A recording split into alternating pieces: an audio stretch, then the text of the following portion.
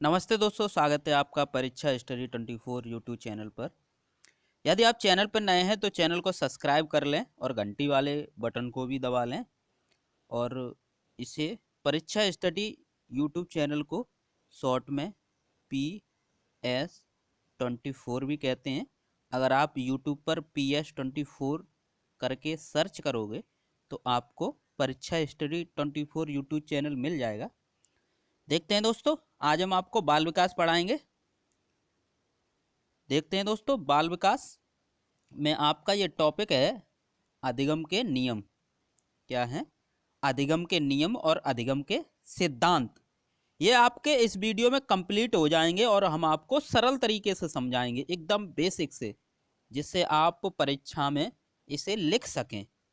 देखते हैं दोस्तों, अधिगम के नियम या फिर सीखने के नियम। और ये सीखने के या अधिगम के जो नियम हैं वह थांडाइक ने दिए हैं। किसने दिए? थांडाइक ने। इसलिए इन्हें थांडाइक के सीखने के नियम भी कहते हैं। अधिगम के नियम या सीखने के नियम ये थांडाइक ने दिए हैं, इसलिए इन्हें थांडाइक के सीखने के नियम कहते हैं।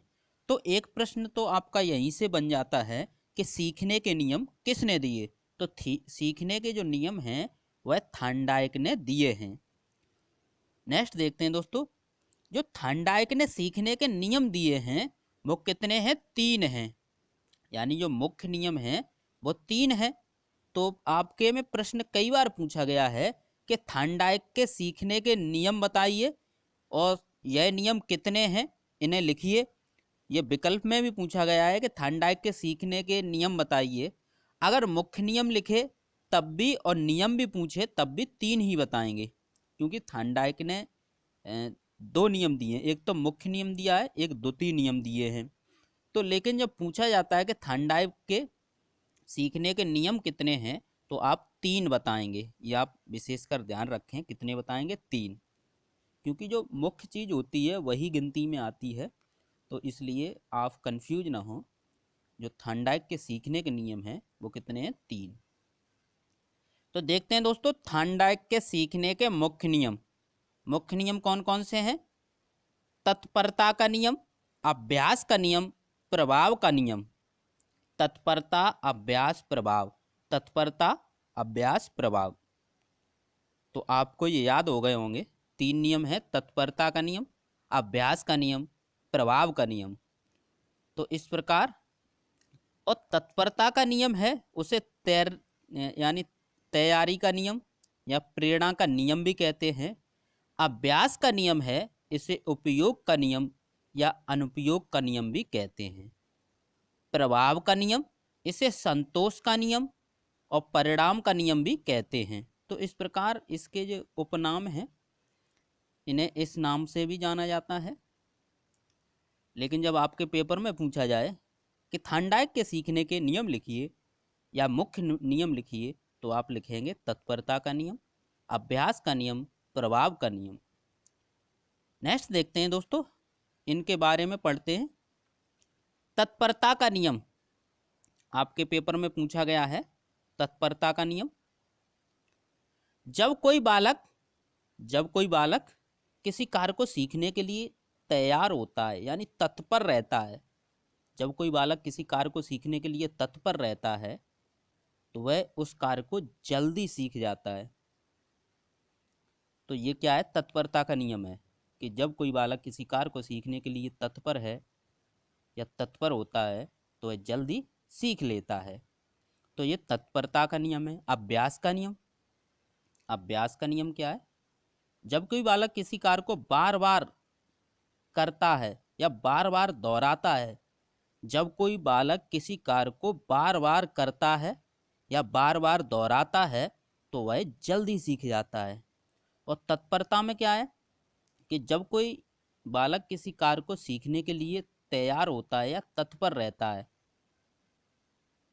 तो वह क्या है? जल्दी सीख जाता है। प्रभाव का नियम देखते हैं। जब किसी कार्य से बालक को सुख व संतोष मिलता है, जब किसी कार्य से बालक को सुख व संतोष मिलता है तो वह उसे जल्दी सीख लेता है। तो इस प्रकार आपको हमने सरल भाषा में थांडाइक के सीखने के 3 नियम बताए। तत्परता का नियम यानी तत्पर, अभ्यास का नियम यानी दोहराना, बार बार करना, प्रभाव का नियम यानी सुख व संतोष मिले। तो ये हमने आपको शॉर्ट शॉर्ट इनका जो सार था। तत्परता का नियम क्या है? यानी तत्पर रहना। अभ्यास का नियम यानी अभ्यास करना, यानी बार बार करना या फिर दोहराना। और प्रभाव का नियम, जिस कार्य से सुख व संतोष मिले। तो ये आप लिख सकते हैं। नेक्स्ट देखते हैं दोस्तों, थांडाइक के सीखने के गौड़ नियम। तो गौड़ नियम या द्वितीयक नियम कहते हैं, कौन कौन से हैं? बहु प्रतिक्रिया या बहुक्रिया का नियम, आंशिक क्रिया का नियम, मनोवृत्ति का नियम, आत्मीकरण का नियम, सहचर परिवर्तन का नियम। तो इस प्रकार ये थांडाइक के सीखने के द्वितीय नियम हैं। नेक्स्ट देखते हैं दोस्तों, इनके बारे में समझते हैं कि बहु प्रतिक्रिया या बहुक्रिया का नियम क्या है।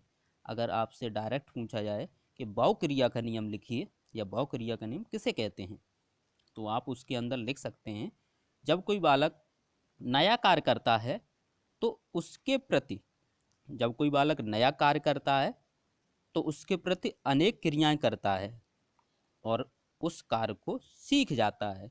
तो यह क्या है? बहु प्रतिक्रिया या बहुक्रिया का नियम है कि जब कोई बालक कोई नया कार्य करता है तो उसके प्रति अनेक क्रियाएं, वह सीखने के लिए क्या करता है? अनेक क्रियाएं करता है और एक समय ऐसा आता है कि उस कार्य को वह सीख जाता है। तो यह बहुक्रिया का नियम था। आंशिक क्रिया का नियम, जब बालक किसी कार्य को छोटे छोटे भागों में करके सीखता है। आंशिक यानी जब बालक किसी कार्य को छोटे छोटे भागों में कर कर सीखता है तो वह जल्दी सीख जाता है। नेक्स्ट देखते हैं दोस्तों, मनोवृत्ति का नियम। मनोवृत्ति का नियम, मानसिक रूप से किसी कार्य को करने के लिए बालक तैयार होता है। मानसिक रूप से यानी दिमाग से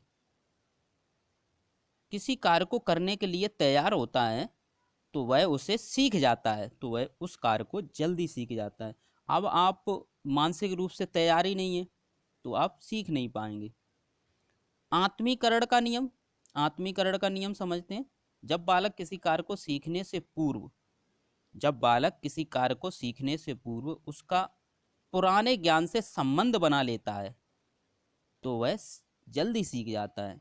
यानी उसके पास उससे रिलेटिव कुछ तो उसने सीखा है, जितना पुराना सीखा है उससे कनेक्ट करके, उससे जोड़कर वह आगे जल्दी सीखेगा। तो जब बालक किसी कार्य को सीखने से पूर्व उसका पुराने ज्ञान से संबंध बना लेता है तो उसे वह जल्दी सीख जाता है। तो इस प्रकार आत्मीकरण का सिद्धांत था। नेक्स्ट देखते हैं सहचर परिवर्तन का नियम। जो सहचर परिवर्तन का नियम है, इसमें क्या है? जब बालक पहले कभी भी की गई क्रिया को उसी के समान दूसरी परिस्थिति में करता है, जब बालक पहले की गई क्रिया को उसी के समान दूसरी परिस्थिति में करता है तो वह जल्दी सीख जाता है। यह किसका नियम है?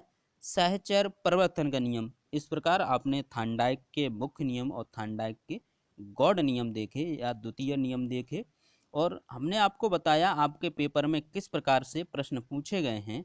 आपके पेपर में क्या है, यह पूछा जाता है थांडाइक के सीखने के कितने नियम हैं, तो आप बता सकते हैं 3 नियम हैं। अगर ये पूछा जाए थांडाइक के सीखने के नियम लिखिए तो आप लिखेंगे तत्परता का नियम, अभ्यास का नियम, प्रभाव का नियम। और यदि ये पूछा जाता है 2 नंबर में कि इनके बारे में भी लिखिए, तो आप संक्षेप में इनके बारे में लिख सकते हैं कि तत्परता का नियम क्या होता है? जब कोई बालक किसी कार्य को सीखने के लिए तत्पर होता है तो वह जल्दी सीख जाता है। अभ्यास का नियम, जब कोई बालक किसी कार्य को बार बार करता है तो वह जल्दी सीख जाता है, यह अभ्यास का नियम है। प्रभाव का नियम क्या है?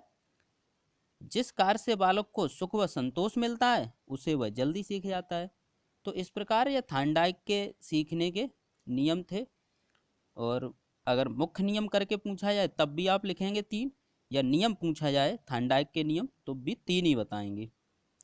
और इसमें क्या है, थार्नडाइक के गॉड नियम, इसमें क्या है, डायरेक्ट आपसे परिभाषा ही पूछ ली जाती है कि थार्नडाइक के बहुक्रिया नियम को बताइए या बहुक्रिया नियम को समझाइए, तो आप लिख देंगे।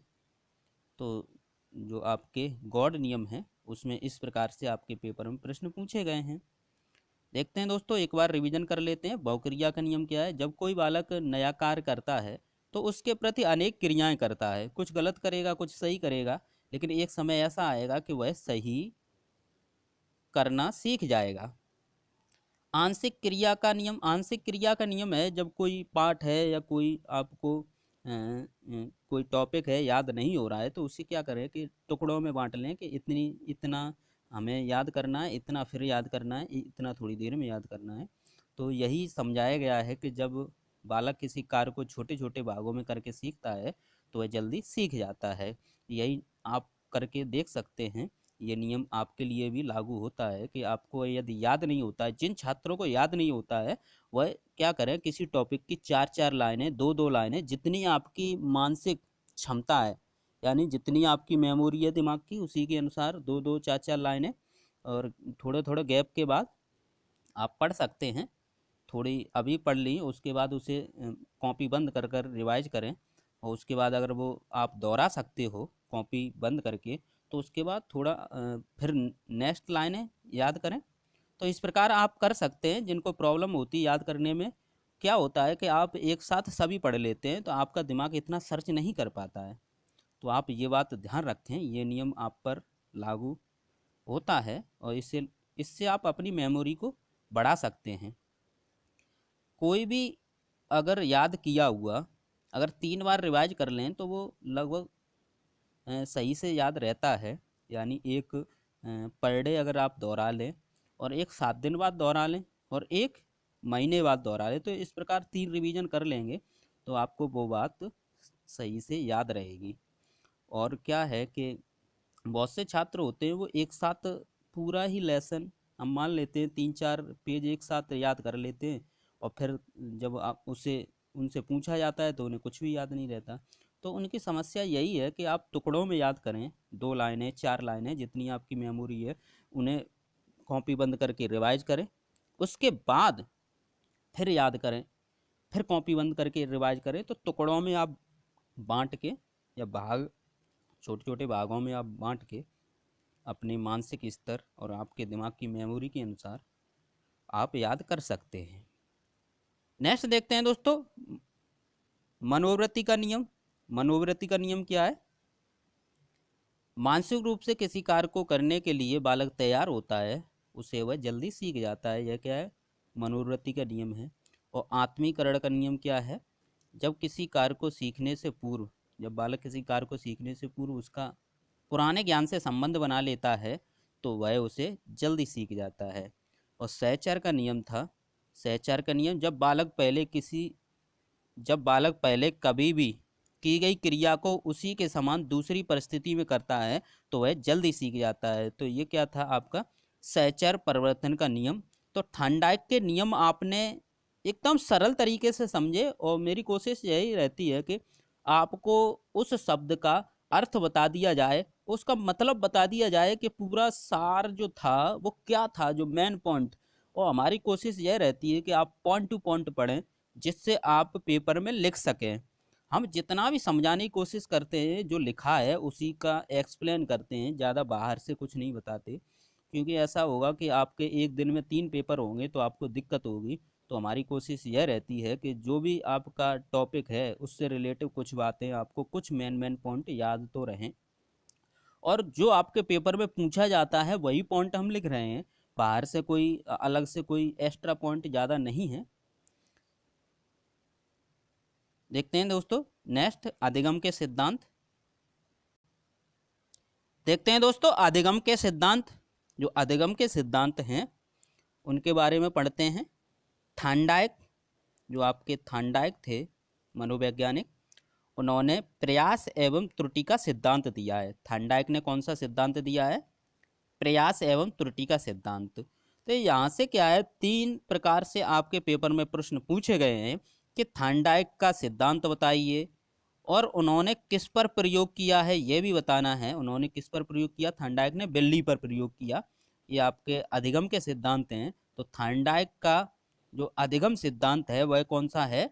अगर पूछा जाए कि थार्नडाइक का अधिगम का सिद्धांत बताइए, तो थार्नडाइक का अधिगम का सिद्धांत है प्रयास एवं त्रुटि का सिद्धांत। ये किसका है? थार्नडाइक का अधिगम का सिद्धांत। और उन्होंने प्रयोग किस पर किया है, किस जानवर पर? तो उन्होंने प्रयोग बिल्ली पर किया है। तो हमारी कोशिश ये रहती है कि आपके पेपर में किस प्रकार से प्रश्न पूछे जा रहे हैं उन्हें भी आपको अवगत कराते रहें, जिससे आप उन्हें पहले से ही दिमाग में रखें कि हमारे पेपर में किस प्रकार से प्रश्न पूछे जाते हैं। तो थार्नडाइक ने अधिगम का सिद्धांत कौन सा दिया है? प्रयास एवं त्रुटि का सिद्धांत। और प्रयोग किस पर किया है? बिल्ली पर किया है। नेक्स्ट देखते हैं दोस्तों, पावलव। पावलव का कौन सा सिद्धांत है अधिगम का? पावलव का अधिगम का सिद्धांत कौन सा है? संबंध प्रतिक्रिया। संबंध प्रतिक्रिया का सिद्धांत है।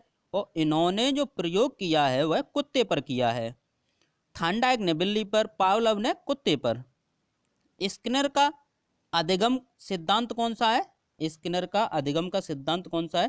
क्रिया प्रसूत अनुबंधन सिद्धांत है। क्रिया प्रसूत अनुबंधन सिद्धांत किनका है? स्किनर का अधिगम सिद्धांत है। तो इन्होंने जो प्रयोग किया है वह चूहे पर किया है। किस पर? चूहा पर। नेक्स्ट देखते हैं दोस्तों, कॉहलर। जो कॉहलर का अधिगम का सिद्धांत कौन सा है? सूझ या अंतर्दृष्टि का सिद्धांत। सूझ या अंतर्दृष्टि का सिद्धांत। और इन्होंने जो प्रयोग किया है वह बनमानुष पर किया है, जिसका नाम सुल्तान नामक जो चिंपांजी है उस पर किया है। किस पर? सुल्तान नामक चिंपांजी पर, जिसे बनमानुष भी कहते हैं। अगर आपके विकल्प में ये प्रश्न पूछा जाए तो आप लिख सकते हैं, इनमें से आप देख सकते हैं, बनमानुष होगा या फिर सुल्तान नामक चिंपांजी होगा या फिर चिंपांजी भी हो सकता है। तो इस प्रकार आपने देखा कि पहले हम ये 4 आपके बहुत पूछे जाते हैं कि Thorndike, Pavlov, Skinner, Kohler. Thorndike, Pavlov, Skinner, Kohler. Thorndike का प्रयास एवं त्रुटि का सिद्धांत, पावला का संबंध प्रतिक्रिया का सिद्धांत, स्किनर का क्रिया प्रसूत का सिद्धांत, और कॉहलर का सूझ या अंतर्दृष्टि का सिद्धांत। थार्नडाइक ने बिल्ली पर प्रयोग किया, पावलव ने कुत्ते पर प्रयोग किया, स्किनर ने चूहे पर प्रयोग किया, और कॉहलर ने किस पर किया? बनमानुष या सुल्तान नामक चिंपांजी पर प्रयोग किया। तो इससे भी आपके प्रश्न, इतने से भी प्रश्न मिल जाएंगे आपको। नेक्स्ट देखते हैं दोस्तों, ये आपके सिलेबस के अनुसार हैं। नेक्स्ट देखते हैं दोस्तों, जीन प्याजे। जो जीन प्याजे का अधिगम का जो नियम है, वो सिद्धांत है। जीन प्याजे का अधिगम का जो सिद्धांत है वह कौन सा है? संज्ञानात्मक विकास का सिद्धांत दिया है। कौन सा दिया है जीन प्याजे ने? संज्ञानात्मक विकास का सिद्धांत। और इन्होंने जो प्रयोग किया है अपने बच्चों पर किया है।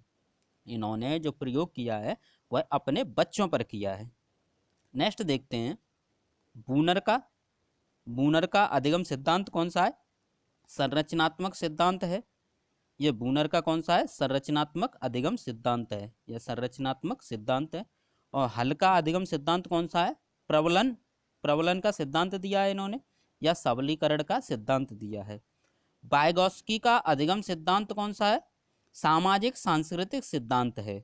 वाइगॉस्की ने कौन सा दिया है? सामाजिक सांस्कृतिक सिद्धांत दिया है। तो इस प्रकार यहां से भी आपके प्रश्न आपको पेपर में मिल जाएंगे। नेक्स्ट देखते हैं दोस्तों, थार्नडाइक का प्रयास एवं त्रुटि का सिद्धांत। थार्नडाइक का प्रयास एवं त्रुटि का सिद्धांत। जब आपसे थार्नडाइक का प्रयास एवं त्रुटि का सिद्धांत पूछा जाए तो आप लिख सकते हैं उसमें। पहले कुछ समझते हैं थार्नडाइक के सिद्धांत को। जो थार्नडाइक का सिद्धांत है उसे प्रयत्न एवं भूल का सिद्धांत भी कहते हैं। जो थार्नडाइक का प्रयास एवं त्रुटि का है इसे प्रयत्न एवं भूल का सिद्धांत भी कहते हैं, तथा उद्दीपक अनुक्रिया सिद्धांत भी कहते हैं, या फिर एसआर थ्योरी भी कहते हैं। तो इस प्रकार आपने समझा कि थार्नडाइक का प्रयास एवं त्रुटि का सिद्धांत है उसे प्रयत्न एवं भूल का सिद्धांत कहते हैं, उद्दीपक अनुक्रिया सिद्धांत भी कहते हैं, एसआर थ्योरी भी कहते हैं। जो थार्नडाइक अमेरिका के मनोवैज्ञानिक थे। कहाँ के थे? अमेरिका के थे। जिन्होंने बिल्ली पर अपना प्रयोग किया। देखते हैं दोस्तों थांडाइक का प्रयोग। जो थांडाइक का प्रयोग है उसे समझते हैं, उन्होंने क्या प्रयोग किया, कैसे प्रयोग किया। तो थांडाइक ने इस प्रयोग में एक भूखी बिल्ली को एक भूखी बिल्ली को पिंजड़े में बंद किया कर दिया। एक भूखी बिल्ली थी, उसे क्या किया, पिंजड़े में बंद कर दिया। पहले इसका सार समझते हैं फिर आपको बताएंगे। तो एक भूखी बिल्ली थी, उसे क्या किया, एक पिंजड़ा बनाया। उसमें क्या था, उसमें एक लीवर लगा था। एक लीवर लगा था, या जिसे खटके बोलते हैं, खटका। उस लीवर लगा था। उस लीवर में क्या था, आपका उस लीवर से ही उसका दरवाज़ा खुलता है। उस लीवर से इसका दरवाज़ा खुलता था। तो उसमें क्या था, जब बिल्ली भूखी थी तो बार बार इधर उधर घूम रही थी। बाहर बाहर क्या था, भोजन रखा था, वो भोजन के लिए बाहर निकलना चाहती थी। तो एक संयोगवश क्या हुआ कि जो लीवर अंदर था उस पर उसका पैर पड़ता है या पैर रख जाता है, जिससे दरवाज़ा खुल जाता है। तो वह बाहर जो खाना रखा था वह खा लेती है। फिर यही क्रिया थांडाइक बार बार दोहराते हैं कि बिल्ली को पिंजड़े में बंद कर देते हैं, बाहर खाना रख देते हैं। लेकिन कई बार, अनेक बार यह दोहराने के बाद एक ऐसी स्थिति आई कि पिंजड़े के बाहर खाना रखते तो वह उस जो लीवर था उसको दबाकर बाहर निकल आती थी। तो उसकी वह स्वाभाविक क्रिया बन गई थी। तो इस प्रकार आपने समझा, जो थांडाइक ने प्रयोग किया उसके बारे में समझा। अब इससे यह निष्कर्ष निकला कि वह समझ गई थी कि इसे दबाने से हम बाहर निकलेंगे और खाना खा लेंगे। तो पहले ये हमने आपको पूरा सार समझाया प्रयोग का। अब पढ़ते हैं। थांडाइक ने इस प्रयोग में एक भूखी बिल्ली को पिंजड़े में बंद कर दिया। पिंजड़े का दरवाज़ा एक खटके या जिसे लीवर कहते हैं कि दबाने से खुलता था। किसको दबाने से खुलता था, लीवर को दबाने से। पिंजड़े के बाहर भोजन रख दिया। जो लीवर था वो पिंजड़े के अंदर ही था। बिल्ली ने भोजन के लिए बाहर निकलने के अनेक प्रयास किए। बिल्ली ने क्या किया, भोजन के लिए उसे भोजन चाहिए था, उसके लिए वह बाहर निकलना चाहती थी क्योंकि भोजन पिंजड़े के बाहर रखा था। एक बार संयोग से उसका पंजा खटके या जिसे लीवर बोलते हैं पर रख गया, जिससे दरवाज़ा खुल गया। जिससे क्या हुआ, दरवाज़ा खुल गया। थांडाइक ने इस प्रयोग को अनेक बार दोहराया। थांडाइक ने क्या किया कि इस प्रयोग को अनेक बार दोहराया, यानी पिंजड़े में बिल्ली को बंद कर दिया और बाहर खाना रख दिया। तो बात अंत में क्या हुआ, एक समय ऐसा आया जब बिल्ली किसी भी प्रकार की त्रुटि न करके लीवर को दबाकर पिंजड़े का दरवाजा खोलने लगी। इससे यह निष्कर्ष निकला कि उद्दीपक व अनुक्रिया के बीच वह संबंध बन गया है। उसने क्या किया, उद्दीपक और अनुक्रिया के बीच संबंध बना लिया था। तो इससे यह निष्कर्ष निकला। तो इस प्रकार आपने थांडाइक का प्रयोग देखा। अगर आप से सिद्धांत पूछा जाए कि थांडाइक के प्रयास एवं त्रुटि का सिद्धांत लिखिए, तो आपके पास टाइम है तो आप ये प्रयोग पूरा लिख सकते हैं। ये प्रयोग उसके अंदर सिद्धांत के अंतर्गत आप लिख सकते हैं, या फिर जो निष्कर्ष निकला है, अगर टाइम नहीं बचता है तो निष्कर्ष लिख सकते हैं। शॉर्ट में लिख सकते हैं कि क्या हुआ और एंड में आप लिख सकते हैं। तो आप इतना पूरा लिख देंगे। फास्ट प्रयास यही है कि 40 प्रश्न आपको करने हैं, तो आपको लिखने की प्रैक्टिस करनी पड़ेगी। तो अगर सिद्धांत पूछा जाता है तो आप प्रयोग हेडिंग न डाल के आप डायरेक्ट ये पूरा लिख देंगे, क्योंकि हमारा पर्पज़ ये भी है कि आपको अच्छे नंबर कैसे प्राप्त कराए जाएं, ये भी हम बताते हैं। नेक्स्ट देखते हैं दोस्तों, पावलोव का संबंध प्रतिक्रिया का सिद्धांत। तो पावलोव के सिद्धांत को अनुकूलित अनुक्रिया का सिद्धांत या सीआर थ्योरी भी कहते हैं। क्या कहते हैं, अनुकूलित अनुक्रिया सिद्धांत कहते हैं या फिर सीआर थ्योरी भी कहते हैं। पावलोव का प्रयोग देखते हैं। पावलोव का प्रयोग क्या है, पावलोव ने एक कुत्ते के पावलोव ने पहले इसका सार समझते हैं। पावलोव ने क्या किया, एक कुत्ते को क्या है कि पहले घंटी बजाई कुत्ते के सामने, उसके बाद उसे खाना दिया, यानी भोजन दिया उसे। तो जब कुत्ते को क्या है, घंटी बजाते हैं तो उसके जो कुत्ते की जीभ यानी उसको लार लार बनना स्टार्ट हो जाती है। तो भोजन से पहले उसको क्या है, लार बनना स्टार्ट हो जाती थी। तो यह प्रक्रिया कई बार दोहराई उन्होंने। तो एक बार क्या किया, उसे भोजन नहीं दिया, घंटी बजाई, तब भी मुंह में लार बनने लगी। तो इस कारण यह था कि घंटी बजाने से यह वो सीख गया था कि हमें भोजन मिलने वाला है। तो इसी का इसका जो पावलोव के प्रयोग का यही सार था। अब समझते हैं। पावलोव ने एक कुत्ते के सामने पहले घंटी बजाई।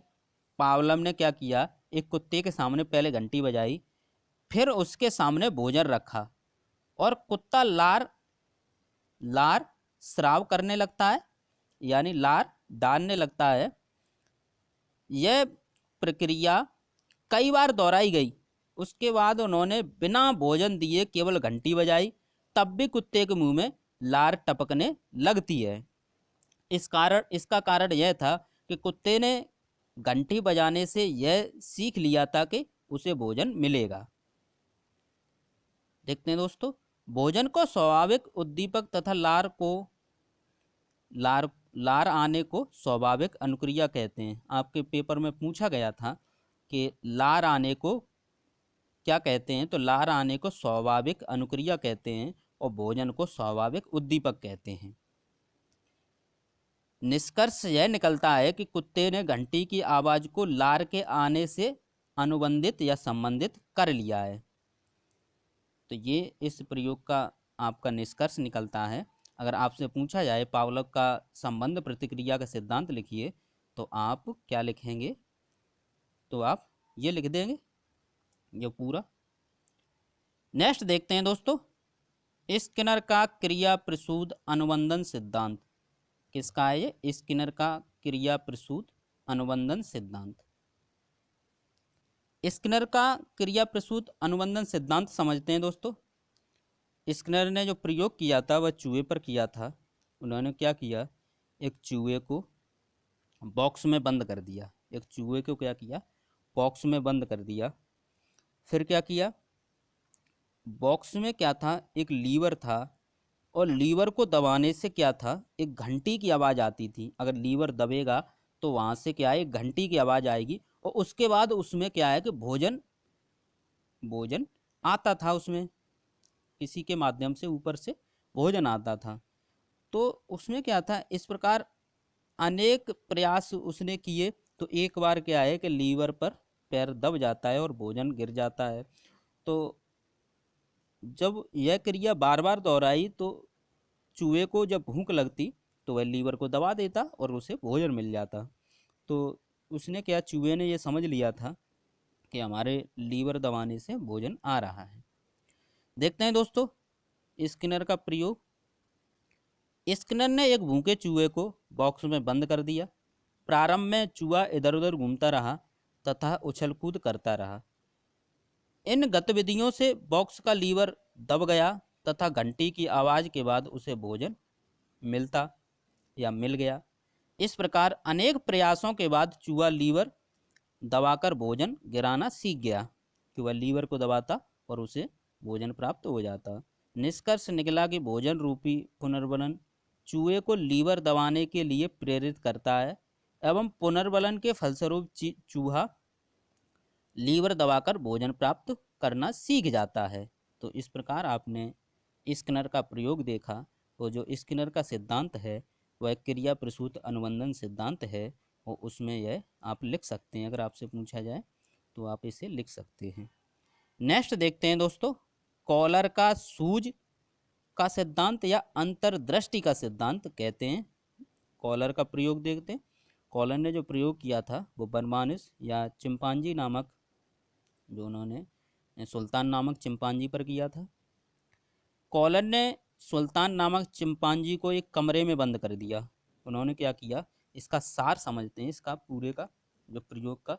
उन्होंने एक कमरे में एक चिंपांजी को बंद कर दिया और छत छत पर जहाँ पंखा लटकता है वहीं पर समझ लीजिए छत से लटका दिया उन्होंने केले केले लटका दिए, और उसमें एक कोई बॉक्स रख दिया जिस पर खड़ा होकर चिंपांजी उस केले को तोड़ सकता था या केले को प्राप्त कर सकता था। तो उसको उसके नीचे नहीं रखा, केले के नीचे एक कोने में रख दिया। तो क्या करता है, जो चिंपांजी था इधर उधर घूमता है, उछाल मारता है, वह केले को प्राप्त नहीं कर पाता है। तो उसको एक सूझ आया है, या फिर हम कह सकते हैं उसको कुछ आइडिया आया, और उसने क्या किया, उस बॉक्स को उस केले के नीचे, छत के छत छत पे जो केले लटक रहे थे, कमरे की जो छत पर छत से केले लटका दिए थे, उसके नीचे रख कर उस पर खड़ा हो गया, और खड़े होकर उसने छलांग मारी, जिससे केले प्राप्त कर लिए। तो यही पूरा उनका प्रयोग था सूज का। अब समझते हैं दोस्तों कॉलर का प्रयोग। कॉलर ने सुल्तान नामक चिंपांजी को एक कमरे में बंद किया कर दिया, जिसकी छत से केले केले क्या थे, केले लटका दिए थे। उन्होंने क्या किए, केले लटका दिए थे, तथा कमरे में एक बॉक्स रखा था। चिंपांजी उछल कूद करके केले प्राप्त करने का प्रयास करता है, पर वह असफल हो जाता है। अचानक उसे सूझा कि बॉक्स को केले के ठीक नीचे रखें। इस प्रकार बॉक्स पर चढ़कर उछाल लगाकर केले प्राप्त कर लेता है। सुल्तान के इस कार्यों से निष्कर्ष निकलता है कि उसे सूझ थी, जिससे उसने अपने लक्ष्यों को प्राप्त करने में जिसे जिससे क्या हुआ, उसे अपने लक्ष्य को प्राप्त करने में सहायता मिलती है, या सहायता दी सूझ के कारण। तो यह कॉलर का क्या था, सूझ का सिद्धांत था। तो इस प्रकार आपने थांडाइक, पावलव, स्किनर और कॉलर के सिद्धांत देखे। नेक्स्ट देखते हैं दोस्तों जीन पियाजे का सिद्धांत। तो जीन पियाजे का अधिगम का जो सिद्धांत है वह आपका संज्ञानात्मक विकास का सिद्धांत है। यह आपके विकल्प में पूछा गया है कि जीन पियाजे का जो सिद्धांत है उसे क्या कहते हैं, संज्ञानात्मक विकास का सिद्धांत कहते हैं। और संज्ञानात्मक विकास की अवस्थाएं या प्रक्रियाएं, जीन पियाजे की जो संज्ञानात्मक विकास की जो अवस्थाएं हैं या फिर प्रक्रियाएं हैं, दोनों प्रकार से आपके पेपर में प्रश्न पूछा गया है कि जीन पियाजे की संज्ञानात्मक विकास की कितनी अवस्थाएं हैं। तो कितनी अवस्थाएं, 4 अवस्थाएं। और एक बार पूछा गया था कि जीन पियाजे की संज्ञानात्मक विकास की कितनी प्रक्रियाएं हैं, तो 4 प्रक्रियाएं हैं। देखते हैं दोस्तों, इनकी उम्र भी पूछी जाती है, और ये कौन से हैं ये भी लिखने को आता है। तो कौन सी है, संवेदी प्रेरक अवस्था है, पूर्व सक्रियात्मक अवस्था है, मूर्त सक्रियात्मक अवस्था है, और अमूर्त सक्रियात्मक अवस्था है। तो इस प्रकार कौन सी हैं, 4 हैं। संवेदी, संवेदी प्रेरक, पूर्व सक्रियात्मक, मूर्त सक्रियात्मक, अमूर्त सक्रियात्मक। जो संवेदी प्रेरक अवस्था होती है वह जन्म से 2 वर्ष की आयु होती है, या 2 वर्ष की अवस्था होती है। जो पूर्व सक्रियात्मक अवस्था होती है वह 2 से 7 वर्ष की आयु होती है या अवस्था होती है। मूर्त सक्रियात्मक अवस्था 7 से 12 वर्ष की आयु या 12 वर्ष की अवस्था होती है। अमूर्त सक्रियात्मक अवस्था या 12 से ऊपर जितनी भी हो, यानी प्रौढ़ावस्था तक। तो आपके पेपर में इनसे प्रश्न पूछा गया है, तो आपका पूछा गया है मूर्त सक्रियात्मक अवस्था से।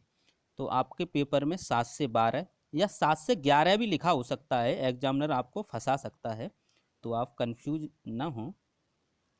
देखते हैं दोस्तों, अब इनमें क्या है, बालक किस प्रकार से सीखता है। जब बालक 2 वर्ष का होता है तब तो बोल नहीं सकता वो, जब 2 वर्ष का होता है तो स्पष्ट नहीं बोल सकता। तो क्या होगा, वह संवेगों और ज्ञानेंद्रियों के माध्यम से क्या है, आपको अपने जो विचार हैं वह व्यक्त करेगा। उसे कुछ चाहिए, भूख लगी है, या क्या उसे पानी पीना है, कुछ भी करना है, तो वह संवेग या ज्ञानेंद्रियों के माध्यम से क्या करेगा, आपको समझाएगा या आपसे बात करेगा और खुद भी ज्ञान प्राप्त करेगा। पूर्व सक्रियात्मक जो अवस्था होती है उसमें संकेतों और चिन्हों के माध्यम से ज्ञान प्राप्त करता है या बात करता है और खुद भी ज्ञान प्राप्त करता है। और मूर्त सक्रियात्मक अवस्था है, इस अवस्था में क्या करता है बालक, प्रत्यक्ष वस्तु के बारे में या किसी घटना के बारे में वह बता सकता है। और अमूर्त सक्रियात्मक अवस्था है, इसमें अप्रत्यक्ष वस्तु के बारे में सोच सकता है।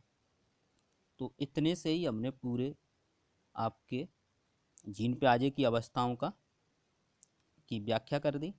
अब इसे समझते हैं। आपके में हेडिंग करके पूछा जा सकता है और पूछा भी गया है, पूर्व सक्रियात्मक अवस्था के बारे में बताइए या संवेदी प्रेरक अवस्था के बारे में बताइए, तो आप लिख सकते हैं। समझते हैं इनको। संवेदी प्रेरक अवस्था, इस अवस्था में बालक देखकर, सुनकर, स्पर्श करके, गंध के द्वारा, स्वाद के माध्यम से ज्ञान प्राप्त करता है या बातचीत भी करता है। यह अवस्था संवेगों पर आधारित होती है, अर्थात बालक की समस्त क्रियाएं संवेदी अंगों अथवा ज्ञानेंद्रियों द्वारा संचालित होती हैं। तो यह कौन सी अवस्था थी? संवेदी प्रेरक अवस्था थी। नेक्स्ट देखते हैं दोस्तों, पूर्व सक्रियात्मक अवस्था। इस अवस्था में बालक संकेतों तथा चिन्हों के माध्यम से बात को समझता है तथा ज्ञान प्राप्त करता है। किसके माध्यम से? संकेतों व चिन्हों के माध्यम से। नेक्स्ट देखते हैं दोस्तों, मूर्त सक्रियात्मक अवस्था। इस अवस्था में बालक प्रत्यक्ष वस्तुओं एवं घटनाओं के बारे में सोचता है तथा वस्तुओं को पहचान कर उनका वर्गीकरण कर लेता है, यानी उन्हें अलग अलग कर सकता है। अमूर्त सक्रियात्मक अवस्था, इस अवस्था में बालक प्रत्यक्ष वस्तुओं एवं घटनाओं के बारे में सोचता है तथा उसका चिंतन करता है। तो इस प्रकार आपने जीन पियाजे का कॉन्सेप्ट सही से समझा। नेक्स्ट देखते हैं दोस्तों, बूनर का अधिगम सिद्धांत कौन सा है? संरचनात्मक सिद्धांत है। बूनर का संरचनात्मक सिद्धांत जो जीन पियाजे के सिद्धांत का संशोधित रूप है। इन्होंने क्या किया है, जीन पियाजे का जो सिद्धांत था उसी को संशोधित करके बना दिया है। तो इनकी जो अवस्थाएं हैं वो कितनी हैं? बूनर के संरचनात्मक सिद्धांत की अवस्थाएं वो 3 हैं। कौन कौन सी है? क्रियात्मक अवस्था, दृश्य प्रतिमावस्था, सांकेतिक अवस्था। तो इसमें क्या है, यह जन्म से 3 वर्ष की इन्होंने बताई, 3 से 12 और 12 से ऊपर जितनी भी आयु है, 12 से 12 वर्ष के बाद। तो ये 3 अवस्थाएं हैं। इसमें बालक क्रियाओं के माध्यम से सीखता है। क्रियात्मक अवस्था में, दृश्यवाय में, दृश्य प्रतिमा अवस्था में किसी वस्तु को देखकर सीखता है और सांकेतिक में संकेत के माध्यम से सीखता है। तो इस प्रकार आपने बूनर का संरचनात्मक सिद्धांत के बारे में समझा। नेक्स्ट देखते हैं हल्का प्रबलन का सिद्धांत। हल्के प्रबलन के सिद्धांत के अनुसार सीखना आवश्यकता की पूर्ति की प्रक्रिया द्वारा होता है। हल ने क्या बताया, जो सीखना है वह आवश्यकता की पूर्ति की प्रक्रिया द्वारा होता है। तो यह हल्का सिद्धांत है। नेक्स्ट देखते हैं दोस्तों, वाइगोत्स्की का सामाजिक सांस्कृतिक सिद्धांत। वाइगोत्स्की ने क्या बताया, इस सिद्धांत के अनुसार बालक अपने समाज और संस्कृति से अंतःक्रिया करके सीखता है। किससे सीखता है? समाज से सीखता है और अपनी संस्कृति से सीखता है। वाइगोत्स्की के अनुसार समाज ही बालक के विकास का आधार है। वाइगोत्स्की ने क्या बताया, जो समाज है वही बालक के विकास का आधार है। तो इस प्रकार आपने सीखने के नियम और सीखने के सिद्धांत देखे। एक बार रिवाइज करते हैं। हमारा पर्पस यही रहता है कि वीडियो को देखते देखते याद करा दें आपको। थांडाइक के नियम, थांडाइक के कितने नियम हैं? थांडाइक के 3 नियम हैं। तत्परता का नियम, अभ्यास का नियम, प्रभाव का नियम। यदि कोई बालक सीखने के लिए तत्पर है तो वह जल्दी सीख जाएगा और बार बार अभ्यास करेगा। अगर बालक बार बार अभ्यास करेगा तब भी वह जल्दी सीख जाएगा। प्रभाव के नियम में क्या लिखेंगे, यदि यानी जिस कार्य से बालक को संतोष मिलता है, सुख मिलता है, तो वह उस कार्य को जल्दी सीख जाता है। तो इस प्रकार आपने समझा तत्परता, अभ्यास और प्रभाव के नियम को। नेक्स्ट देखते हैं दोस्तों, बहु क्रिया का नियम। ये आपके थांडाइक के गॉड नियम है, उसमें बता रहे हैं हम। बहु क्रिया का नियम, जब कोई बालक नया कार्य करता है तो अनेक क्रियाएं करता है और जिससे वह सीख जाता है। आंशिक क्रिया का नियम, जब बालक किसी कार्य को छोटे छोटे भागों में करके सीखता है तो वह जल्दी सीख जाता है, तो उसे आंशिक क्रिया का नियम कहते हैं।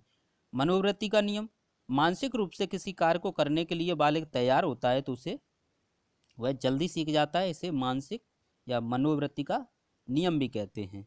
आत्मीकरण का नियम, जब बालक किसी कार्य को सीखने से पूर्व उसका पुराने ज्ञान से संबंध बना लेता है तो उसे आत्मीकरण का नियम कहते हैं। सहचर का नियम, जब बालक पहले कभी भी सीखी गई क्रिया को उसी प्रकार दूसरी परिस्थिति में करता है तो वह जल्दी सीख जाता है। तो ये थे आपके थांडाइक के सीखने के नियम। थांडाइक थांडाइक के सीखने के नियम सीखे आपने। अब देखते हैं अधिगम के सिद्धांत। तो यहाँ पर अधिगम के सिद्धांत देखते हैं। थांडाइक ने प्रयास एवं त्रुटि का सिद्धांत दिया है और प्रयोग बिल्ली पर किया है। पावलव ने संबंध प्रतिक्रिया का सिद्धांत दिया है और प्रयोग कुत्ता पर किया है। स्किनर ने क्रिया प्रसूत अनुबंधन का सिद्धांत दिया है और प्रयोग चूहा पर किया है। कॉलन ने सूझ या अंतर्दृष्टि का सिद्धांत दिया है और प्रयोग बनमानिस या सुल्तान नामक चिंपांजी पर किया है। जीन प्याजे ने जो सिद्धांत दिया है वह संज्ञानात्मक विकास का सिद्धांत दिया है और इन्होंने जो प्रयोग किया है वह अपने बच्चों पर किया है। इसी प्रकार बूनर का संरचनात्मक सिद्धांत है। हल्का प्रबलन का सिद्धांत है। पाइगॉस्की का सामाजिक सांस्कृतिक सिद्धांत है। तो इस प्रकार आपने ये देखते हैं दोस्तों जीन प्याजे का संज्ञानात्मक विकास का सिद्धांत। तो जीन प्याजे के संज्ञानात्मक विकास की जो अवस्थाएं बताई हैं या प्रक्रियाएं बताई हैं वो जीन प्याजे ने 4 बताई हैं। कितनी बताई हैं? 4 बताई हैं। कौन कौन सी बताई हैं? संवेदी प्रेरक अवस्था, संवेदी प्रेरक अवस्था, पूर्व सक्रियात्मक अवस्था, पूर्व सक्रियात्मक अवस्था, मूर्त सक्रियात्मक अवस्था, अमूर्त सक्रियात्मक अवस्था। और इसकी आयु भी बताई है। जन्म से 2 वर्ष तक संवेदी प्रेरक अवस्था की आयु कितनी बताई है? जन्म से 2 वर्ष तक। और इसमें जो बालक सीखते हैं वो संवेग तथा ज्ञानेंद्रियों के माध्यम से सीखते हैं और अपनी बात भी इसी प्रकार से वो कहते हैं। पूर्व सक्रियात्मक अवस्था यह 2 से 7 वर्ष तक की आयु होती है। तो इसमें बालक जो हैं वो संकेतों तथा चिन्हों के माध्यम से सीखते हैं और आपस में आपको भी इसी के माध्यम से बताते हैं। नेक्स्ट देखते हैं दोस्तों मूर्त सक्रियात्मक अवस्था। इसमें क्या है? बालक प्रत्यक्ष वस्तु के बारे में प्रत्यक्ष वस्तु या प्रत्यक्ष घटना के बारे में बता देते हैं। अमूर्त सक्रियात्मक अवस्था यह 12 से प्रौढ़ अवस्था या किसी किसी में 12 से 18 भी दी हो तो भी सही है। यह प्रत्यक्ष वस्तु के यानी अप्रत्यक्ष वस्तु के बारे में या अप्रत्यक्ष कोई घटना है उसके बारे में सोच लेते हैं। तो इस प्रकार आपने जीन प्याजे की 4 अवस्थाएं या 4 प्रक्रियाएं देखी। नेक्स्ट देखते हैं दोस्तों जो आपकी बूनर की संरचनात्मक सिद्धांत है। बूनर का संरचनात्मक सिद्धांत, इन्होंने 3 अवस्थाएं बताई हैं। क्रियात्मक अवस्था, दृश्य प्रतिमा अवस्था, सांकेतिक अवस्था। जो क्रियात्मक अवस्था है वह जन्म से 3 वर्ष तक की आयु, दृश्य प्रतिमा अवस्था है वह 3 से 12 वर्ष तक की आयु और सांकेतिक अवस्था है वह 12 वर्ष के बाद की आयु है। तो इस प्रकार हमने शॉर्ट में जो मेन पॉइंट थे वो आपको बता दिए। तो वीडियो को लाइक कीजिए, शेयर कीजिए और अपने दोस्तों को चैनल सब्सक्राइब कराइए। थैंक यू दोस्तों।